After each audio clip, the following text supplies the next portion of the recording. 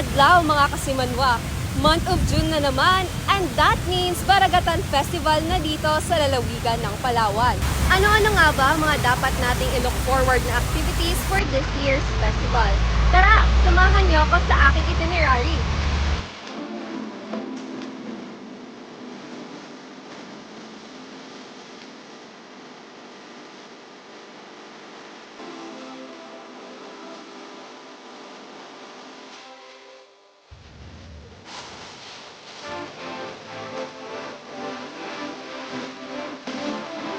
Nitong Biyernes, June 9 ay nagsimula ng ang buksan ng provincial government ang Capitol Grounds Baragatan Festival 2023.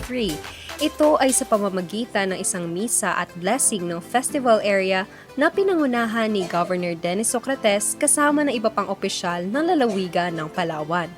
Iikot ang selebrasyon ng Baragatan ngayong taon sa pagdiriwang na ika-400 taon ng Kristyanismo sa Palawan. Kaya naman, maliban sa mga nakasanayan na nating mga aktibidad at puntahan sa Kapitolyo tuwing Baragatan, kaabang-abang din ng ibang mga aktibidad na nakalinya dito. Ano pa nga bang hinihintay natin?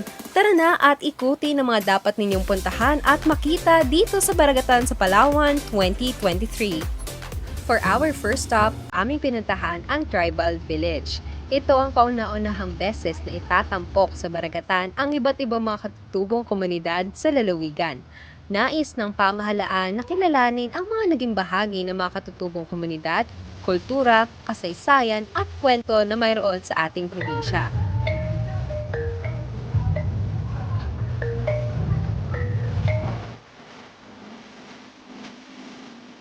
Sunod naman naming pinuntahan ay ang Palawan Souvenir Trade Fair, Private Trade Fair at syempre madadaanan din dito ang meriendahan sa Dalan.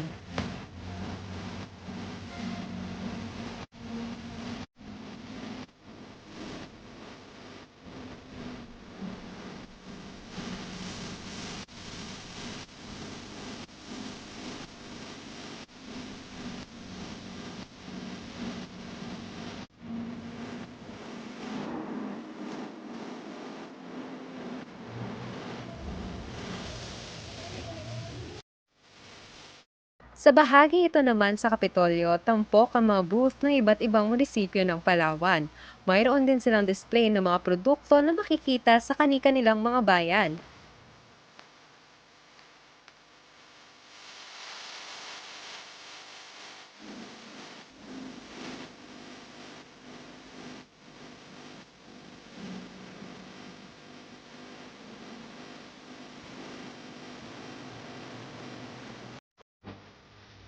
Para naman sa mga plantito at plantita, tiyak na magugustuhan ninyo ang halamanan sa Baragatan.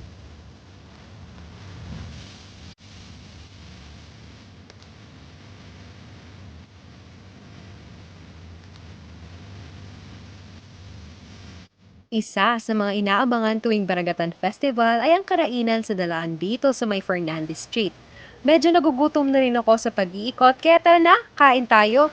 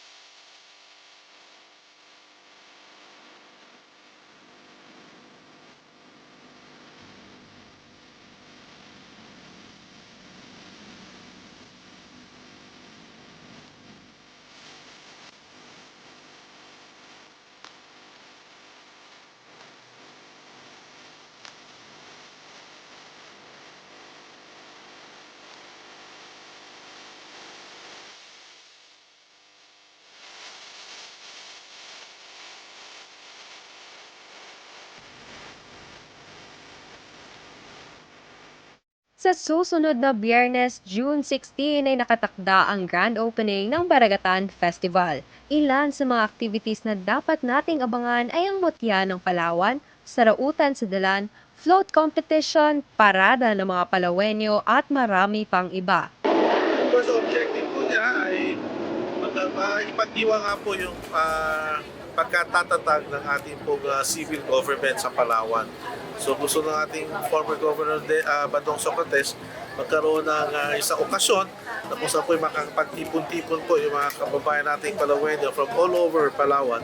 Of course, dapat nating abangan yung mga highlights sa ating pong Baragatan sa Palawan Festival.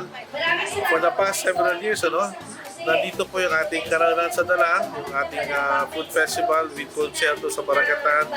Meron tayong Barakalat sa Baragatan featuring our local government units sa kanilang pong agro-trade fair.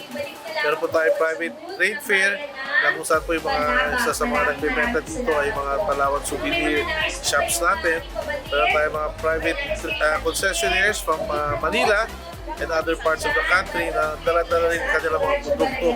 At marami po dito yung mga sinusuporta din po ng ating Department of Trade and Industry. Patutungan po yung typical na bahay ng ating po mga kapatid na Mulpog, kapatid na Tagbanwa, Batak at mga Palawan. At ang mga kanila po mga typical din ng mga produkto, pwede rin po nilang makita at bumili sa kanila pong tapuan dito sa ating Baragatan. O, di ba? Exciting talaga ang mga activities natin this year for Baragatan Festival. Kaya't ano pang hinihintay mo? Tara, magbaragat-bagat kita!